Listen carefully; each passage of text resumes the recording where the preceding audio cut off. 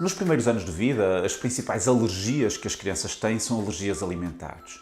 Mas a partir dos 2 a 5 anos, isto muda um pouco e passam a ser as alergias ambientais as mais frequentes. Dentro destas, temos por um lado os ácaros e por outro os pólenes como os dois grandes grupos de alergénios. Claro que há outros também, mas estes são os dois grandes grupos.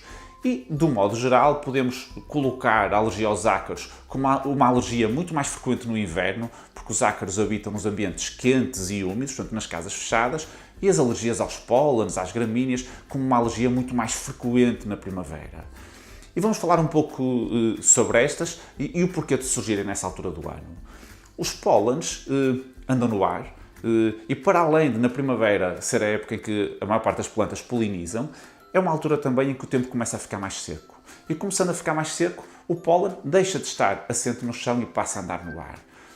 E, portanto, as crianças que têm algum tipo de reação alérgica aos pólenes vão ter muito mais manifestações nessa altura.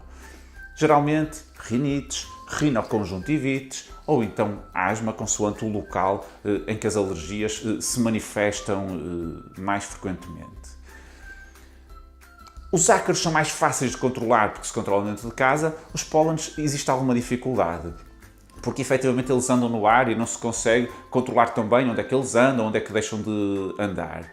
De qualquer forma, há alguns conselhos importantes, nomeadamente tentar perceber se uma criança alérgica tem muitas manifestações em determinado local, que pode ser a casa, pode ser a escola, pode ser outro local qualquer, e se essas alergias são mais no inverno, na primavera, provavelmente haverá ali um componente de alergia aos pólenes e há alguma planta que rodeia aquele local. E, portanto, convém tentar perceber que planta é essa e perceber se é possível contornar esse tipo de alergia ou não. Não é muito frequente, mas às vezes pode inclusivamente implicar uma mudança de escola ou uma mudança do local onde a criança habita, se as alergias forem muito graves e não se conseguir controlar o ambiente em si.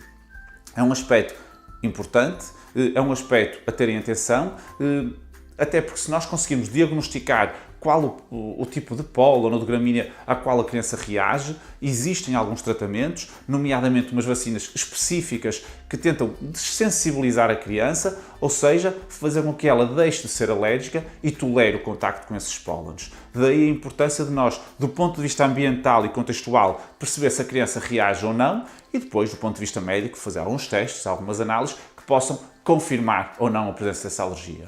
Tudo isso vai ter repercussão grande, não só em termos de tratamento, como também em termos de futuro, podendo ajudar na resolução do quadro.